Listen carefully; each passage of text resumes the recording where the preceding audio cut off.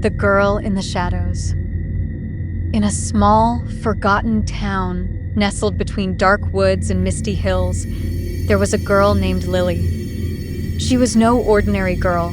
She had always been silent, her eyes deep and mysterious, as if she carried secrets that no one was meant to know. No one knew where she came from, and she rarely spoke to anyone, preferring to stay in the shadows of her old, abandoned house at the edge of the woods. Rumors swirled about Lily. Some said she was a ghost, trapped between worlds, cursed to wander the earth forever. Others whispered she was a witch, practicing dark magic in the dead of night.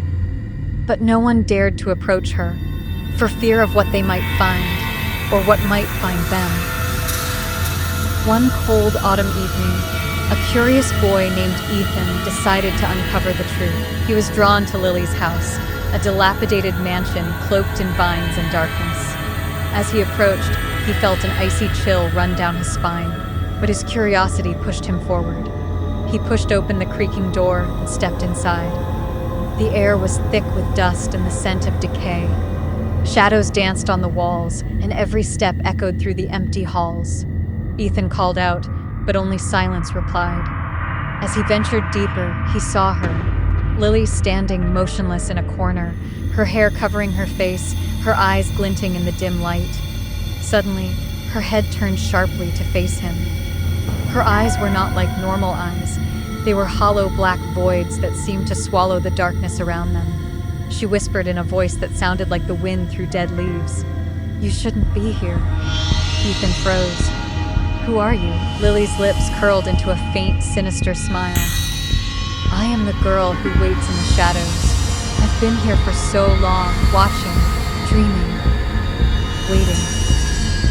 As she spoke, the shadows around her grew darker, twisting into shapes that looked like figures in agony. Ethan backed away, but the room seemed to shift and warp, the walls stretching and melting into darkness. "Why are you here?" Lily asked, stepping closer. Her voice was now a hiss, like a snake in the grass. Ethan tried to run, but the floor beneath him seemed to sink, trapping him in place. Lily's face was inches from his now. "You've seen too much," she whispered, "and now you belong to the shadows too." Suddenly, Ethan felt cold hands grabbing at his ankles, pulling him into the darkness. He screamed, but no sound escaped. When he opened his eyes, he was back outside, the house silent and empty once more. But something was wrong. His reflection in the window showed Lily's face, smiling eerily, her eyes gleaming with malevolent joy. From that day on, Ethan was never the same.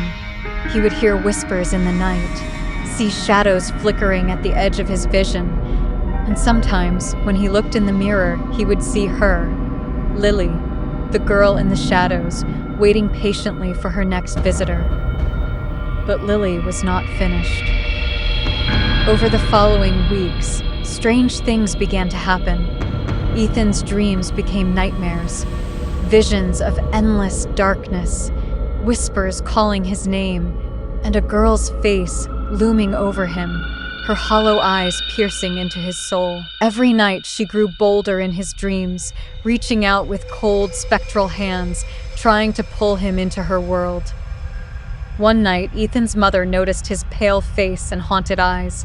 He tried to tell her about Lily, about the shadows, but she dismissed his fears as nightmares. Still, Ethan knew better. He could feel her presence, Lily's presence, lurking just beyond the veil of reality. Driven by desperation, Ethan returned to the house, determined to confront her once and for all. As he stepped inside, the air grew colder still, and the darkness thickened around him. The house seemed to breathe, its walls pulsating with malevolent life. Candles flickered without flames, shadows moved with a life of their own, and Lily's voice echoed in his ears. "You can't escape me," she whispered. "I've been waiting for someone like you." Ethan's heart pounded as he moved through the house, each room more disturbing than the last. In the attic, he found an old, dusty mirror covered in cobwebs. When he looked into it, he saw not his reflection, but Lily's face grinning, eyes hollow, as if she was trying to escape from the glass.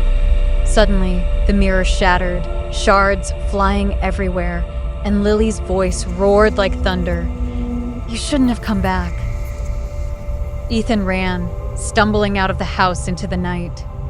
The woods around him seemed alive, twisting and writhing as if they too were part of her dark domain.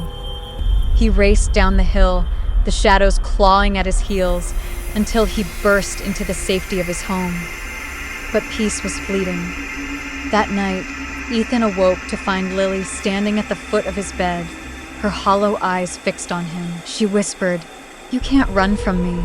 I am always here, waiting in the shadows, in every dark corner, in every silent place.